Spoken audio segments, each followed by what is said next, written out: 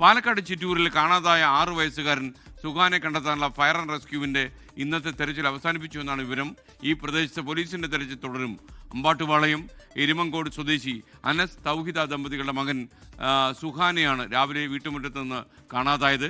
സഹോദരനുമായി പിണങ്ങി കുട്ടി വീട്ടിൽ നിന്നും ഇറങ്ങിപ്പോയതാണ്.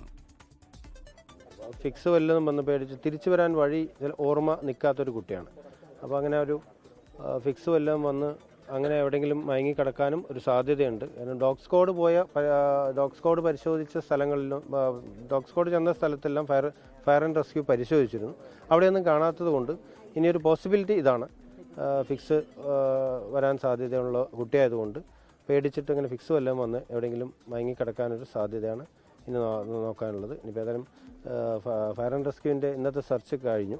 ഇനിയിപ്പോൾ പോലീസ് ഡിപ്പാർട്ട്മെൻറ്റാണ് ചെയ്യുന്നത്. അപ്പോൾ അത് എന്തായാലും ശുഭപ്രതീക്ഷയിലാണ്. ഇതുപോലെ എവിടെയെങ്കിലും ഫിക്സ് വന്ന് കുട്ടി തളർന്ന് വീണ് കിടക്കുന്നുണ്ടാവും എന്നുള്ളൊരു പ്രതീക്ഷയിലാണ് ഇപ്പോൾ ഇരിക്കുന്നത്. എന്തായാലും ആശങ്ക ഉണ്ടാക്കുന്ന കാര്യം തന്നെയാണ്.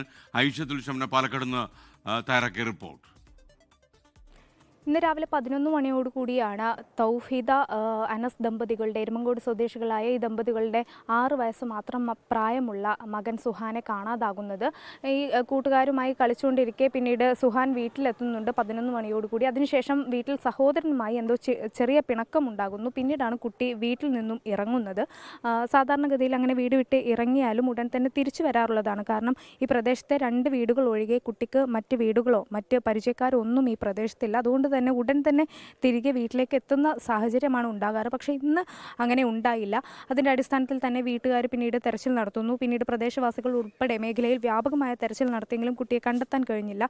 ഇതോടുകൂടിയാണ് ചിറ്റൂർ പോലീസിൽ പരാതി നൽകുന്നത്. ചിറ്റൂർ പോലീസ് അടക്കം പിന്നീട് സ്ഥലത്തെത്തി പരിശോധന നടത്തി. ഒപ്പം ഡോഗ് സ്ക്വാഡും ഫയർ ആൻഡ് റെസ്ക്യൂ ടീമും ഒക്കെ എത്തി ഈ സമീപത്ത് ഉൾപ്പെടെ തെരച്ചിൽ നടത്തി. ഡോഗ് സ്ക്വാഡ് എത്തി നിന്നത് സമീപത്തുള്ള ഒരു കുളത്തിലാണ്. അതായത് ഈ കാണുന്നതാണ് സുഹാൻ്റെ വീട്. ഇതിന് തൊട്ടുപുറകിൽ ഒരു വലിയ ആമ്പൽ കുളമുണ്ട്. സാധാരണഗതിയിൽ അങ്ങനെ പ്രദേശവാസികളോ കുട്ടികളോ ഒന്നും ആ മേഖലയിലേക്ക് ഇറങ്ങാറില്ല. അവിടെയാണ് ഡോഗ് സ്ക്വാഡ് എത്തി നിന്നത്.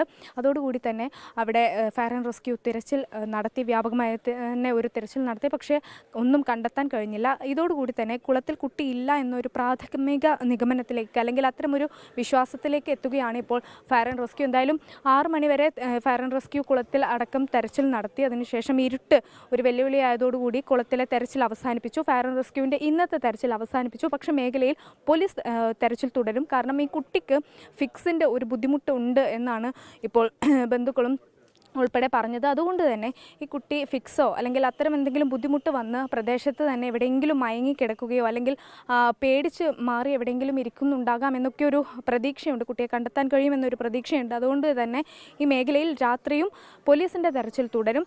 എന്തായാലും സുഹാന് വേണ്ടി രാത്രി പോലീസിൻ്റെയും തുടർന്ന് കണ്ടെത്താൻ കഴിഞ്ഞില്ലെങ്കിൽ തുടർന്ന് നാളെയും വ്യാപകമായ തെരച്ചിൽ തന്നെയായിരിക്കും ഉണ്ടാവുക. 11 മണിയോടുകൂടി കാണാതായ സുഹാനെ ആ സമയം മുതൽ നാട്ടുകാരും ബന്ധുക്കളും ഒപ്പം പോലീസും എല്ലാം ചേർന്ന് വ്യാപകമായി തന്നെ തെരഞ്ഞുകൊണ്ടിരിക്കുകയാണ്. കുട്ടിയെ കണ്ടെത്താൻ കഴിയുമെന്നൊരു പ്രതീക്ഷയിൽ തന്നെയാണ് അന്വേഷണ സംഘമുള്ളത്. ഐഷത്തുൽ ഷംന തയ്യാറാക്കിയ റിപ്പോർട്ടാണ് നിങ്ങൾ കണ്ടത്. ലോകത്തെവിടെയായാലും ഏത് സമയത്തും 24 വാർത്തകളും ഓഗ്മെന്റഡ് റിയാലിറ്റി പാക്കേജുകളും എക്സ്പ്ലെയിനറുകളും വിശദമായി കാണാൻ ഞങ്ങളുടെ യൂട്യൂബ് ചാനൽ നിങ്ങൾക്ക് സബ്സ്ക്രൈബ് ചെയ്യാം.